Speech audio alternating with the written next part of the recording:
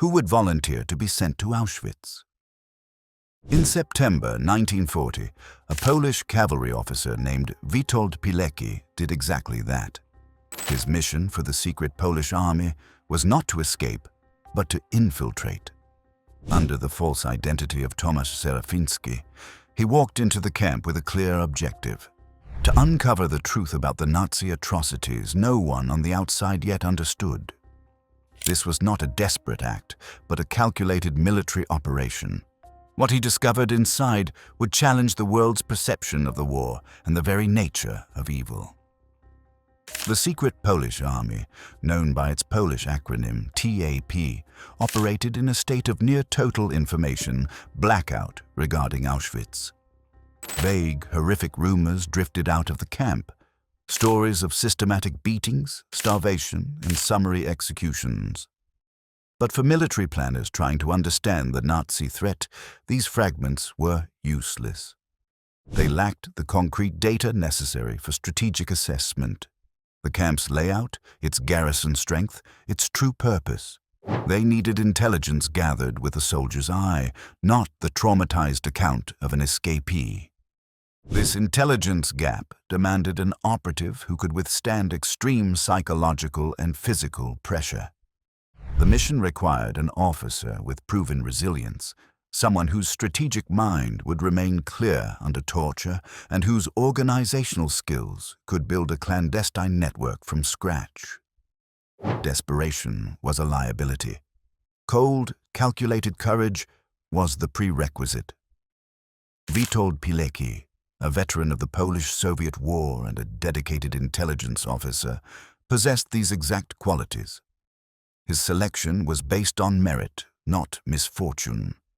His mission parameters were defined with military precision. He was to deliberately get himself arrested and imprisoned in Auschwitz. Once inside, his objectives were fourfold: to accurately assess the camp's conditions and security, to organize a cohesive resistance movement among the prisoners, to establish a reliable channel for intelligence reports, and to ultimately report back with his findings. This was not a suicide mission in the conventional sense. It was high-risk reconnaissance targeting the epicenter of the Nazi terror apparatus. The operation's success hinged entirely on Pilecki's ability to maintain his cover identity, Tomasz Serafiński, under relentless scrutiny and brutality. He had to convincingly play the role of a captured civilian, enduring the same dehumanizing initiation as every other prisoner without revealing his true purpose. The audacity of the plan lay in its complete inversion of standard military logic. Where every instinct is to avoid capture, Pilecki's orders were to seek it out. His walk into the camp on September 19, 1940, was the culmination of a deliberate, calculated military operation. Every step was planned. His capture was the mission's first successful objective. What does a man feel walking into hell with his eyes open? For Witold Pilecki, the feeling was one of absolute focus. On September 19, 1940, he deliberately placed himself in the path of a German street roundup in Warsaw. He carried no weapons, no secret documents. His only possessions were the forged papers identifying him as Tomasz Serafiński and the mental fortitude required for what came next. The transition from free man to prisoner was immediate and brutal. He was processed through the system with hundreds of others. At Auschwitz, he was assigned the number 4859. This number was not just an identifier. It was the official mark of his new existence. The SS photographed him from 3 angles, documenting his forced transformation into an inmate clad in the camp's cobalt blue and white striped uniform. While other new arrivals were gripped by terror and disorientation, Pilecki's training took over. He observed the processing system with a soldier's analytical eye. He noted the routines of the guards, the layout of the compound, the weaknesses in their procedures. The initial shock was not the sporadic violence, but the chilling, industrial efficiency of the entire operation. This was a system designed for dehumanization, and it operated with a relentless, mechanical precision. His first and most critical task was to solidify his cover. He had to become Tomasz Serafiński completely, establishing himself as a non-threatening political prisoner. He endured the same brutal initiation as everyone else. The beatings, the hunger, the hard labor in the fields without adequate clothing or protection from the elements. He wore the wooden clogs and suffered the same conditions, but his mind was working on a different plane. His military discipline allowed him to detach from the immediate horror. He saw the camp not just as a place of suffering, but as a battlefield that needed to be mapped. Every detail was a piece of intelligence. The geography, the guard rotations, the hierarchy among prisoners, all of it was data to be collected and analyzed. This perspective was his only shield against the overwhelming despair. Pilecki's entry into Auschwitz was a masterclass in espionage under the most extreme conditions imaginable. In a single, calculated move, the Polish cavalry officer vanished, and prisoner 4859 began his work. The mission was now active. His transformation was complete, and the real battle for information had begun inside the wire. How do you build a military unit inside a death camp? The challenge was not merely organizational, but existential. Pilecki's initial assessments described Auschwitz as a camp in a state of brutal flux.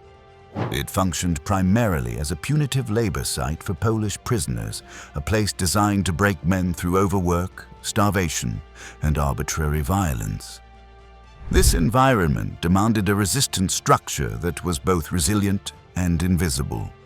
He began cautiously, identifying potential allies from existing, informal resistance circles among the Polish political prisoners. From these fragile connections, he methodically constructed the Związek Organizacji Wojskowej, the Military Organization Union, or ZOW. This was not a loose collection of dissidents. It was a clandestine army, structured with military precision to maximize security and operational effectiveness. The camp's architecture dictated the ZOW zone structure. Individual prison blocks became the equivalent of platoons. Several blocks formed divisions, which then coalesced into battalions. This hierarchical design was essential for operational security.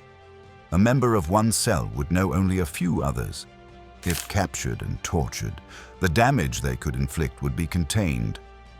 The entire network was a pyramid of isolated compartments, a necessary defense against the ever-present threat of SS infiltration and informants.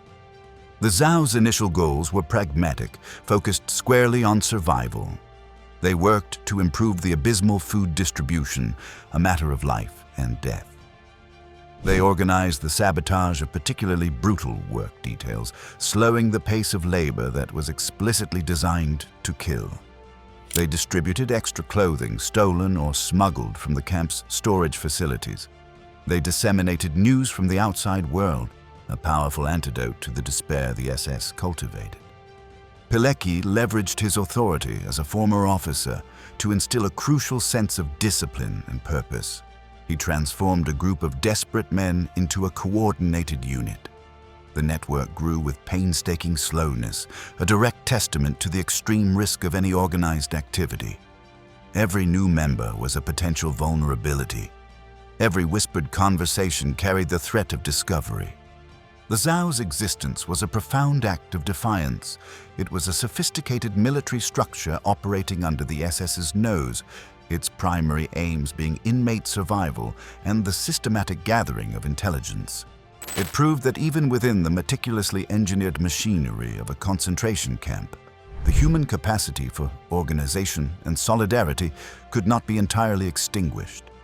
This secret army became the backbone of Pilecki's intelligence operation, a lifeline for prisoners and a direct challenge to their captors. Pilecki's imprisonment coincided with Auschwitz's fundamental shift in purpose. The camp began its existence as a brutal penal institution for Polish political prisoners, but its function was evolving. The turning point came with the construction of a new camp 3 kilometers away. The Nazis presented this expansion, which began in October 1941, as a necessary increase in capacity. They called it Auschwitz-II-Birkenau. In reality, its design signaled a far darker turn. This new camp was conceived from the ground up not for detention, but for mass extermination. The arrival of the first Soviet prisoners of war in late 1941 marked a new level of brutality. These prisoners were subjected to conditions even more severe than those endured by the Poles. It was on this group that the SS conducted a critical experiment. Pilecki's network documented the first use of Zyklon B gas on these Soviet POWs. The chemical, originally a pesticide, was tested inside sealed chambers in the basement of a building in the main camp. This was the grim prototype for the industrial killing process that would soon be perfected at Birkenau. The casual, almost random executions of the camp's early days were now being replaced with systematic assembly line killing. The machinery of death was being calibrated for maximum efficiency. This transformation forced the ZOW to reassess its own mission. The original goal of organizing an armed uprising within the camp began to seem not just impossible, but almost secondary. A new, more urgent objective took precedence: documenting the genocide. Pilecki and his men realized they were witnessing not merely a harsh prison, but the operational core of the final solution. His reports, smuggled out to Warsaw, became increasingly urgent. They began to detail the specific construction of the large gas chambers and crematoria at Birkenau. He noted the arrival of the first Jewish transport from Slovakia in March 1942, a transport that was subjected to selection upon arrival. This was the new, horrifying routine. People were sorted on the platform. The majority were sent directly to the gas chambers. Auschwitz was transforming from a labor camp with a high mortality rate into the primary engine of the Holocaust. Pilecki was a first-hand witness to this metamorphosis. His intelligence provided the outside world with a chronological record of the camp's evolution into a death factory. He understood that the evidence he was gathering was no longer just about conditions inside a prison. It was proof of a state-sponsored policy of industrial-scale murder. The ZOW's mission had evolved from resistance to testimony. Their task was to ensure the world could not claim it did not know what was happening behind the walls of Auschwitz-Birkenau. Where was the safest place in a death camp? In the perverse logic of Auschwitz, the answer was often the infirmary. This was not a sanctuary of healing, but it offered a crucial margin of safety that the rest of the camp denied. The hospital block became the operational nerve center for Pilecki's intelligence network. Its significance lay in the unique opportunities it presented for subversion under the guise of medical necessity. Sympathetic doctors and orderlies who were part of the ZOW used their positions to perform acts of profound defiance. They possessed the authority to forge medical documents and alter prisoner records. A simple diagnosis could transform a prisoner marked for selection into one deemed too ill to be moved, temporarily sparing their life. This manipulation of the camp's own bureaucratic systems was a delicate and dangerous art. A single error in penmanship or an inconsistent stamp could expose the entire operation. The hospital provided one of the only environments where extended, discreet conversations were possible. In the barracks, prisoners were under constant surveillance. In the infirmary, hushed discussions could be masked by the sounds of illness and the assumed authority of medical staff. These conversations were where intelligence was collated. Plans were formulated, and the ZOW's structure was maintained. The flow of information, so critical to the resistance, found its most reliable channel within these walls. Medical supplies themselves became instruments of war. Medicines, extra food rations, and bandages were diverted from SS stockpiles to strengthen key members of the resistance. Keeping a cell leader or a reliable courier healthy was a strategic imperative. A prisoner weakened by disease or injury was useless to the network and vulnerable to selection. This covert redistribution of resources was a direct counter to the camp's deliberate policy of debilitation. This power placed the medical staff in a position of immense moral burden. They were forced to make agonizing triage decisions, often deciding who would receive life-saving aid and who would be allowed to perish due to limited resources. Pilecki himself benefited directly from this system. During a severe bout of typhus, the network ensured he received care in the infirmary, allowing him to recover and continue his mission. The hospital's operation was a constant, high-stakes game of deception played against the SS.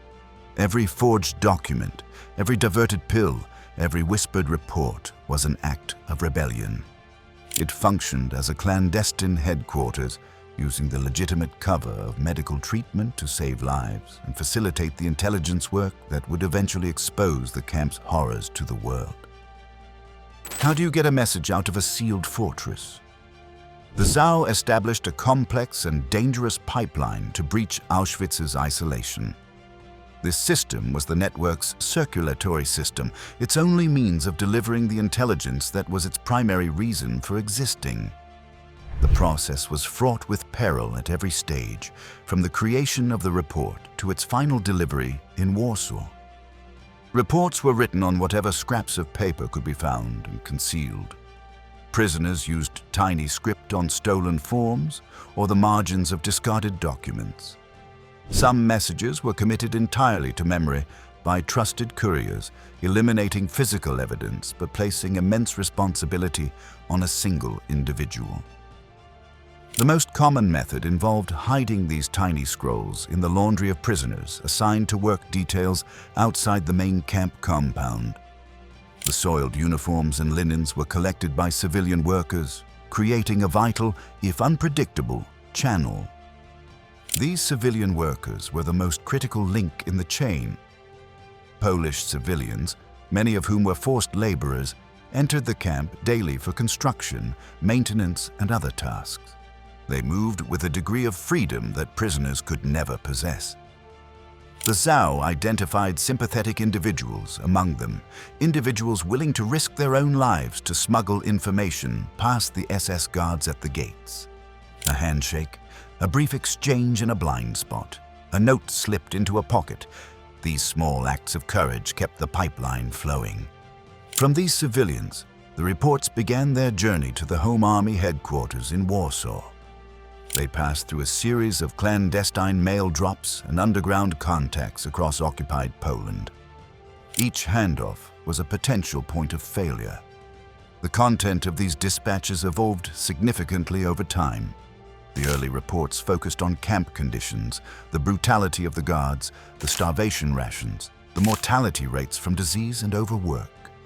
As the camp transformed, so did the intelligence. Pilecki's reports began to contain hard, verifiable data on the extermination process. They included specific death counts from individual transports, the train schedules bringing new victims to Birkenau, and precise technical details of the newly constructed gas chambers and crematoria. This was no longer anecdotal evidence, it was military-grade documentation of a genocide. Each successful transmission was a minor victory against the Nazi regime's comprehensive information blackout. It was proof that their fortress was not impermeable, but the risk of discovery was ever present. The Gestapo actively sought to identify and eliminate members of the resistance.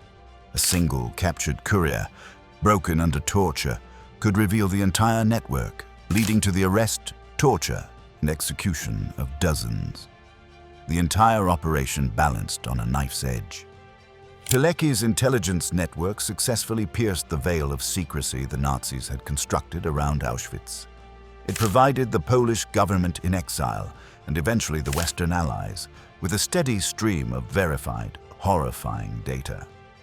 These reports, which would later be compiled as Witold's report, became the first comprehensive records of a Holocaust death camp to reach the outside world. They were a principal source of intelligence, offering undeniable proof of the systematic extermination underway.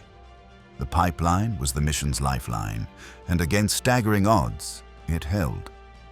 What does comprehensive proof of genocide look like? By 1942, the individual dispatches smuggled out by Pilecki's network began to coalesce into a singular master document. This compilation, which would later become known as Witold's Report, was not a single hurried message. It was a cumulative and meticulously detailed analysis of the camp's entire function. The report represented the ultimate objective of his mission: to provide an undeniable, soldier's eye view of the machinery of death. The document methodically described the camp's geography with the precision of a military map. It laid out the administration, naming the command structure and the specific roles of key SS officers. It detailed the brutal daily routines imposed on the prisoners, from the pre-dawn roll calls to the exhausting labor details. But it went far beyond description. The report provided exact figures on prisoner mortality. It calculated the capacity of the newly constructed killing facilities at Birkenau, offering cold, hard numbers on the scale of the operation. Pilecki included the names of individual SS perpetrators and documented their specific actions. This was a crucial element, transforming abstract accusations into accountable crimes. The tone throughout was deliberately clinical. This was a report written by a soldier for military planners and government officials. Its power lay in its dispassionate delivery of horrifying facts. It avoided emotional language, relying instead on the overwhelming weight of verifiable data.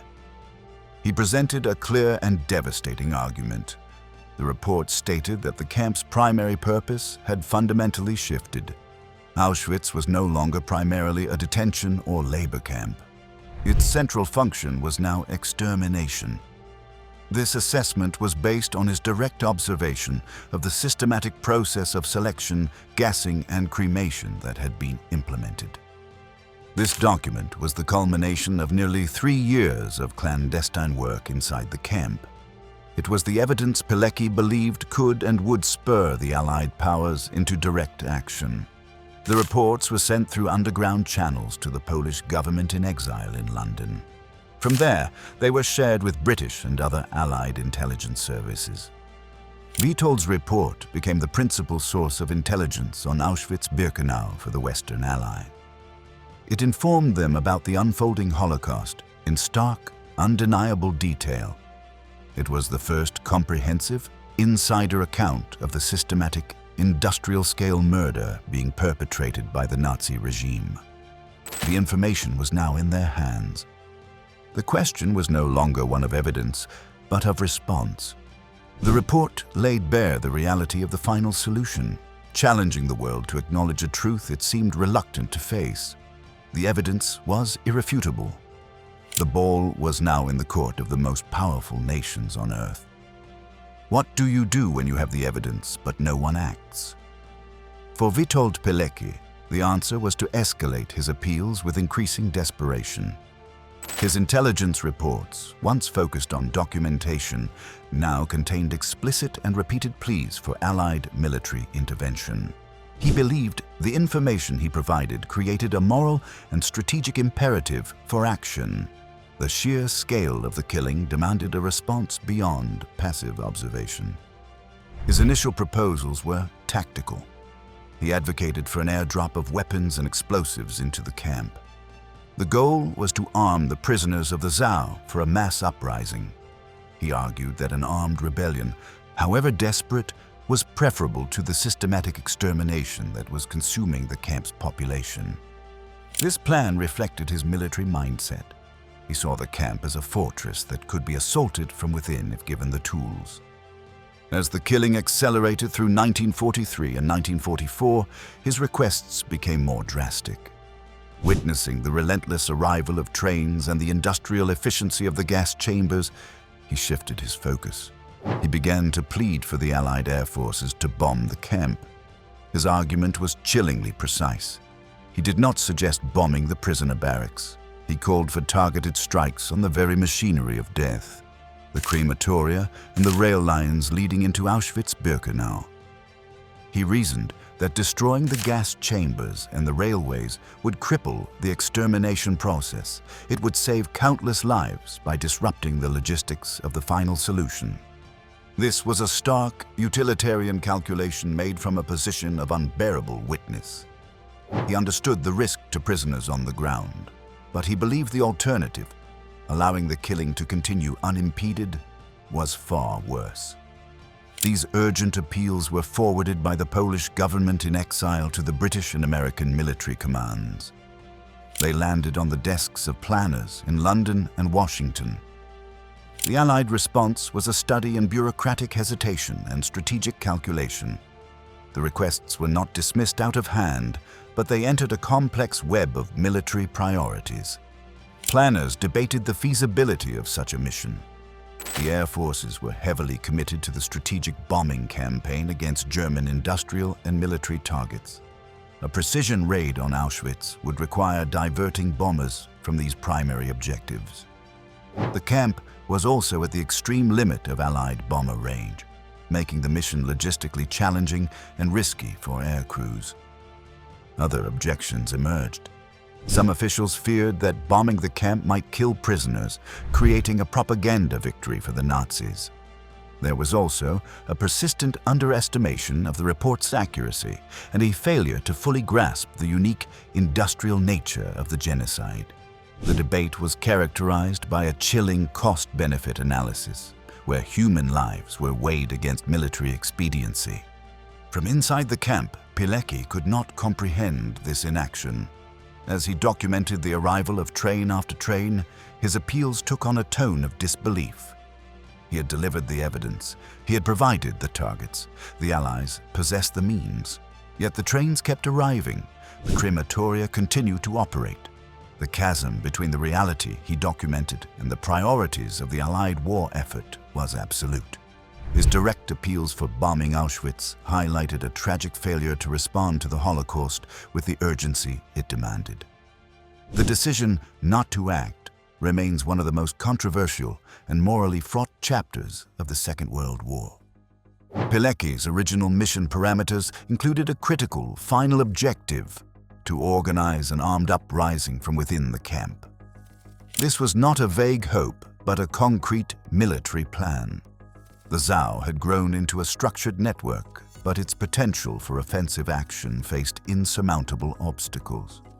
The camp population was systematically weakened by starvation, disease, and relentless overwork.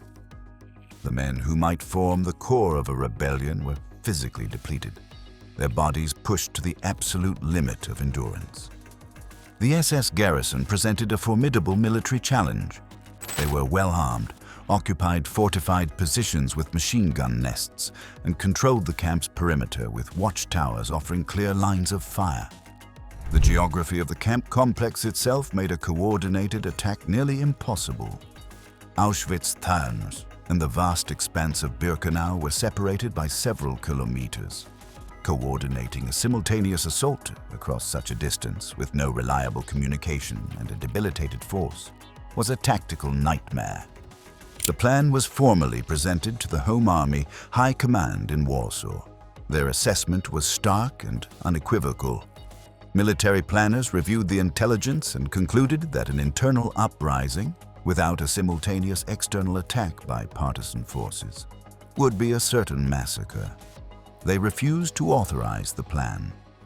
The Home Army leadership determined that such an action would result in the complete annihilation of the prisoners without achieving a meaningful strategic objective. The external attack they deemed necessary was not forthcoming. Allied and Polish partisan resources were committed elsewhere in the occupied territory. For Pilecki, this denial was a severe strategic and moral blow. It represented the failure of a core component of his mission. The hope of liberating the camp from within, of turning the prisoners into an army that could strike back at their captors, was extinguished. This forced a fundamental shift in his role and purpose. He could no longer act as a resistance leader planning for liberation. His function now narrowed to that of chief witness. His objective shifted from organizing an uprising to ensuring his own escape. He needed to deliver his testimony in person. to become the voice for those who could not escape. The act of bearing witness, of carrying the full, horrific truth out of the camp, became the new, paramount goal. The denial of the Uprising plan marked a pivotal moment. It transformed Pilecki's mission from one of active resistance to one of ultimate testimony. His value was no longer in his ability to lead a fight within the wire, but in his capacity to survive and tell the world what he had seen. This recalculation of priorities set the stage for the next, most dangerous phase of his operation, a deliberate and audacious escape from Auschwitz. How does a key witness walk out of a maximum security prison? By the spring of 1943, Witold Pilecki concluded that his continued presence inside Auschwitz was of diminishing strategic value. The ZOW network was established and functioning. The intelligence pipeline was operational. The most critical task now was to deliver his comprehensive testimony directly to the Allied command. He believed that a personal debriefing, with the full weight of his experience behind it, was the only thing that might finally spur them to action. His written reports, however detailed, lacked the visceral impact of a first-hand account. The escape plan was a meticulously planned military operation. It was coordinated with two trusted members of the ZOW, Jan Redzai and Edward Ciesielski. The opportunity presented itself on the night of April 26, 1943. The three men were assigned to a night shift at the camp bakery, a detail located outside the main Auschwitz by perimeter fence. This external placement was crucial. It offered a direct path away from the camp's most heavily guarded sectors. Their plan was audacious in its simplicity. They deliberately worked the late shift, waiting for a moment of vulnerability. They overpowered the single SS guard stationed at the bakery, cutting the telephone lines to the camp to delay the alarm. Using a duplicate key they had fabricated, they unlocked the back door and fled into the darkness. The initial escape was swift, but the real danger began the moment they were outside the wire. They were now fugitives in the heart of occupied Poland, a territory swarming with German patrols and informants. Their journey to safety was a trek through hostile territory. They navigated by night, hiding during the day. They relied entirely on the Polish underground for shelter, moving from one safe house to the next. The network that had supported them from inside the camp now extended its protection outside. Each step brought them closer to Warsaw, but also increased the risk of capture. The Gestapo would be conducting a massive manhunt for the three escaped prisoners. Pilecki's escape was a stunning tactical success. He had achieved the near impossible, a voluntary exit from Auschwitz. But this victory came with a heavy cost. It meant leaving his ZOW network behind. He was placing the entire organization at risk, as the SS would inevitably intensify their search for collaborators in the wake of the escape. He was betting that the value of his personal testimony would outweigh the potential danger to those who remained. His arrival in Warsaw several days later marked the end of one mission and the beginning of another. He had physically carried the truth out of the camp. The next phase was to deliver that truth to the highest levels of the Polish resistance and, through them, to the Allied powers. The escape was not an act of self-preservation. It was the calculated final move in a 3-year intelligence operation executed with the singular goal of forcing the world to confront the reality of the Holocaust with the authority of an eyewitness who had lived inside its epicenter. What happens when the messenger finally delivers the message? For Witold Pilecki, the answer was an exhaustive, days-long debriefing with the High Command of the Home Army in Warsaw. This was not a simple conversation. It was a formal military debriefing designed to extract every detail of his nearly 3-year mission inside Auschwitz. He provided a comprehensive verbal account that filled the critical gaps left by his smuggled written reports. He described the scale of the killing in terms that shocked even the most hardened resistance leaders.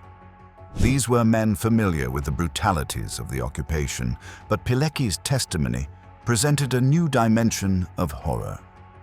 His account now included the specific fate of the Jewish transports, which by 1943 had become the primary victims of the camp's machinery. He detailed the selection process on the ramp at Birkenau, the systematic herding into the gas chambers, and the industrial disposal of bodies. He provided names, numbers, and timelines that transformed abstract rumors into a concrete, verifiable narrative of genocide. Throughout this process, he reiterated his desperate plea for immediate military action.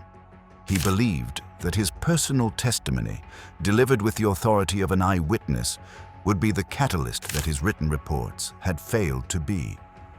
He argued that seeing and hearing from a man who had lived through the atrocity would finally break the bureaucratic inertia in London and Washington. He was convinced that the sheer force of his first-hand experience would compel the Allies to intervene. The Home Army Command compiled all of this information into a comprehensive final report destined for the Polish government in exile in London. This document represented the most detailed picture of Auschwitz yet assembled. It contained not only Pilecki's fresh testimony, but also the corroborating intelligence from the ZOW network that was still operating inside the camp. Despite the overwhelming horror and precision of the information, the military assessment from the Home Army leadership remained unchanged. They reviewed the feasibility of an attack on the camp, either by partisans or through an Allied airstrike, and again concluded that such an operation was not viable. The strategic realities of the war, the camp's formidable defenses, and the lack of available resources created an insurmountable barrier. The military logic that had previously denied the internal uprising plan now also precluded an external assault. With the debriefing complete, Pilecki's Auschwitz mission was officially terminated.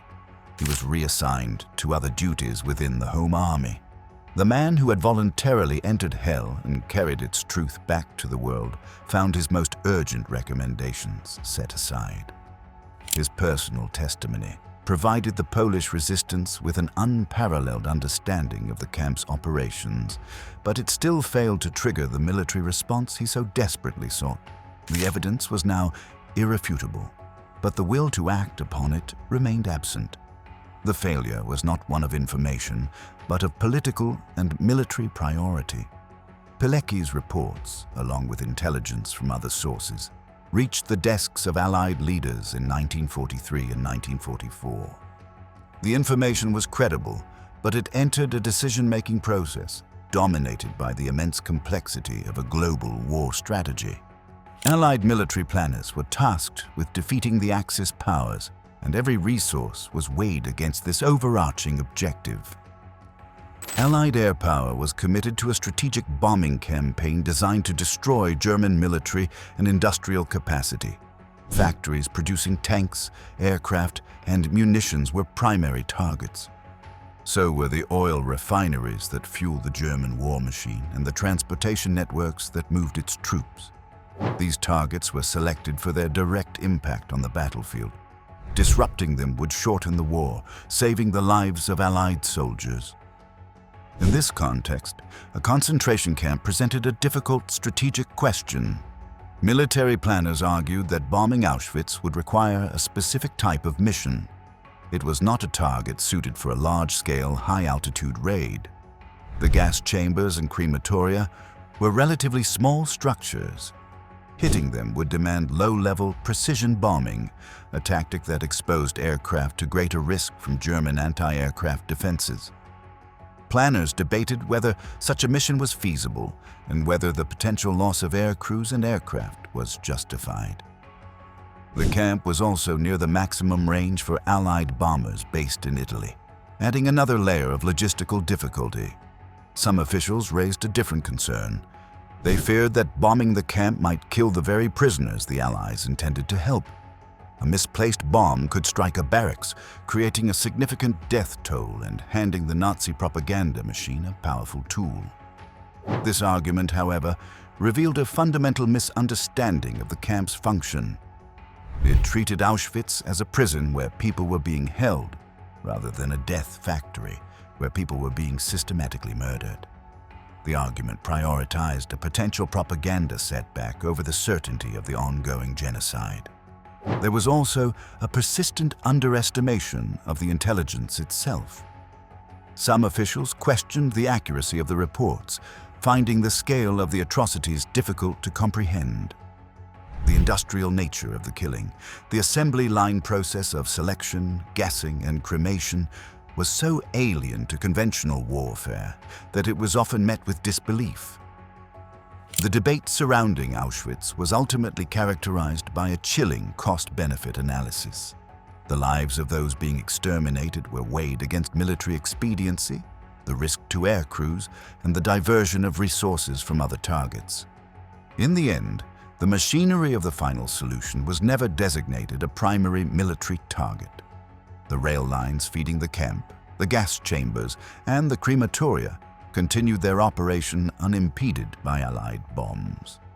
The decision not to act was the result of a confluence of factors: strategic prioritization, legitimate logistical concerns, and a profound failure to fully comprehend the moral imperative of disrupting the Holocaust. The Allies had the information and, arguably, the means. What was missing was the will to redefine a military objective to include the prevention of a genocide. The inaction stands as one of the most controversial and tragic aspects of Allied strategy during the Second World War. What does a man who survived Auschwitz do next? He continues to fight. For Witold Pilecki, the end of his mission inside the concentration camp did not mean the end of his war. When the Warsaw Uprising began on August 1, 1944, he immediately joined the fight against the German occupation.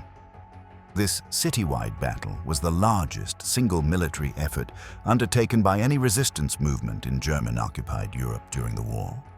Pilecki served as a private in the Home Army's Crowbury 2nd Battalion, fighting in the city's city center district. His experience in clandestine warfare, honed over nearly 3 years inside Auschwitz, proved invaluable in the chaotic urban combat. He participated in the defense of a fortified area known as the Great Bastion of Warsaw, a key strategic point. The uprising lasted for 63 days, a brutal struggle characterized by street-by-street fighting against a heavily armed and ruthless German force. After the uprising's collapse in October 1944, Pilecki was captured by the Germans. Unlike his fate at Auschwitz, he was now classified as a prisoner of war and sent to Stalag 8B, a large POW camp in Lambsdorff, and later to Oflag 7A in Murnau. This status offered a degree of protection that concentration camp prisoners were never afforded. He remained in captivity until the camp was liberated by American forces from the 12th Armored Division in April 1945. His war, which had begun in 1939, was finally over. He did not rest. Pilecki immediately began working for the Polish Second Corps, a unit of the Polish armed forces in the West under British command. He was assigned to the intelligence department. His new mission was to gather evidence and compile reports on German war crimes, with a specific focus on the atrocities committed at Auschwitz. He interviewed fellow former prisoners and documented their experiences. He believed this work was essential for the post-war reckoning and for honoring the memory of those who had perished. He returned to a Poland that was now under Soviet influence. The communist regime, backed by Stalin's government, was consolidating its power and viewed independence-minded wartime heroes like Pilecki as direct threats to their authority.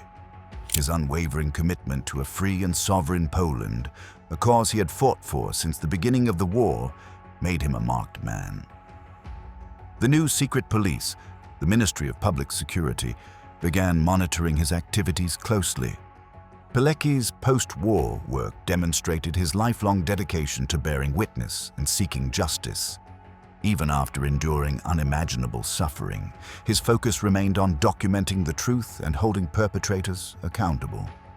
He could have remained in the safety of the West, but he chose to return to his homeland, understanding the risks. His actions after liberation were a continuation of the same moral code that had driven him to volunteer for Auschwitz. He was determined to ensure that the sacrifices of so many would not be forgotten or erased by a new totalitarian power. This commitment would ultimately define the final chapter of his life. How does a hero of the resistance meet his end?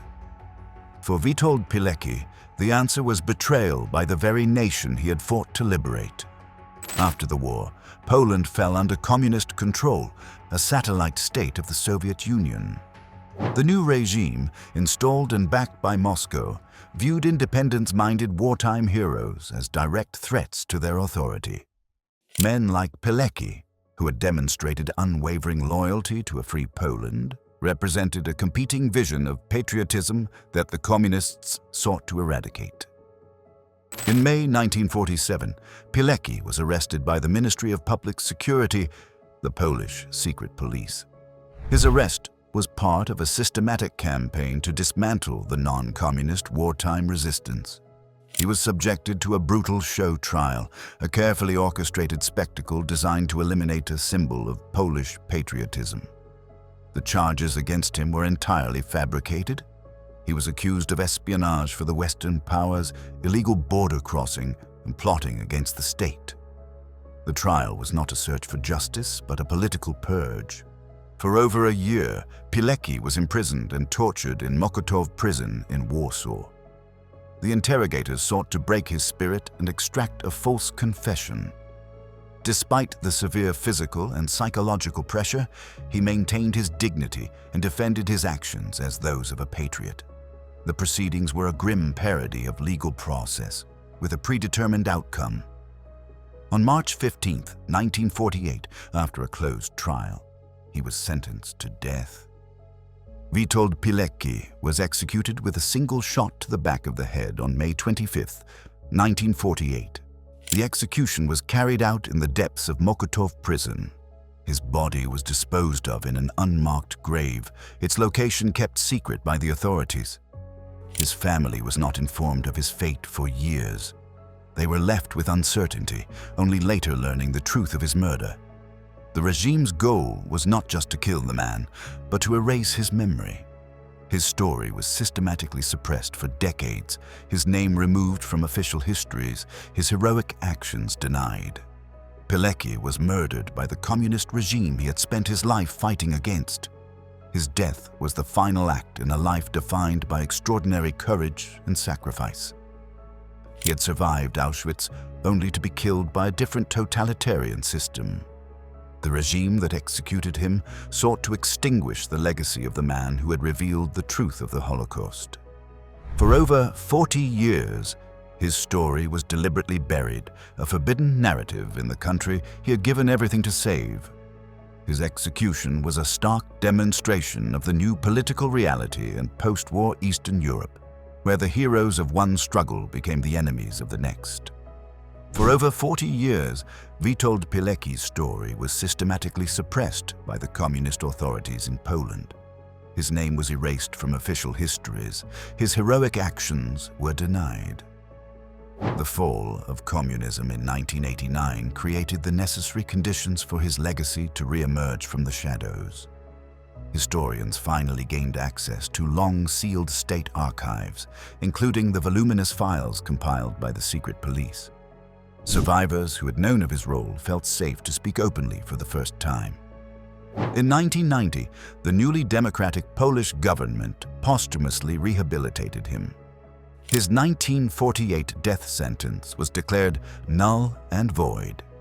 He was officially recognized as a hero of the Polish resistance. The very files that the communist regime had used to condemn him now served as a testament to his courage. The interrogation transcripts revealed a man who refused to be broken, who defended his actions as patriotic duty until the very end. His official rehabilitation was a national act of contrition, an attempt to restore honor to a man murdered by a corrupt system. Today, he is recognized as a national hero in Poland. Monuments stand in his honor. Schools bear his name. Internationally, historians acknowledge his mission as an act of unparalleled moral courage. The Pilecki Institute was established in Warsaw to continue research into totalitarian crimes of the 20th century. ensuring that the lessons of that era are not forgotten. His detailed reports, once suppressed, are now foundational documents for Holocaust scholars worldwide. They provide an unmatched, ground-level view of the camp's transformation into a death factory. His story stands as a permanent challenge to indifference. It forces a confrontation with difficult questions about the world's responsibility to act in the face of atrocity. He demonstrated that one individual's courage can pierce the veil of even the most tightly controlled regime. His life and death are a testament to the heavy price often paid for truth. He volunteered for hell, documented its workings, and was ultimately executed for his loyalty to a free Poland. After decades of deliberate suppression, Witold Pilecki's legacy has been fully restored. The man the communists tried to erase is now cemented in history as one of the greatest heroes of the Second World War. His mission remains a unique example of voluntary sacrifice for the sake of truth. He provided the world with the first comprehensive evidence of the Holocaust, fulfilling his military objective against impossible odds. The restoration of his name represents a victory for historical accuracy over political manipulation. It ensures that the memory of his courage and the truth he carried will endure. Witold Pilecki's mission stands as a unique act of defiance against absolute evil. He delivered the first undeniable proof of the Holocaust to a world struggling to comprehend its scale. His story forces a permanent question about the responsibility to act when faced with atrocity. The evidence was provided with meticulous detail. The subsequent decision not to intervene remains one of the war's most profound and troubling legacies. The greatest honor we can give Witold Pilecki is to remember his name, to study his report, and to never forget the truth he sacrificed everything to reveal. If this story moved you, challenged you, or helped you see the Second World War differently, it would be an honor to have you join our growing community. Subscribing isn't just a click. It's a way to support more powerful stories, more forgotten voices, and more truth from the past. So if you believe these stories matter, hit that subscribe button and let's keep building this journey together. And don't forget to leave a comment. We read every one and love hearing your thoughts. Until next time, keep exploring history with Epic War. Keep asking questions. Keep seeking the truth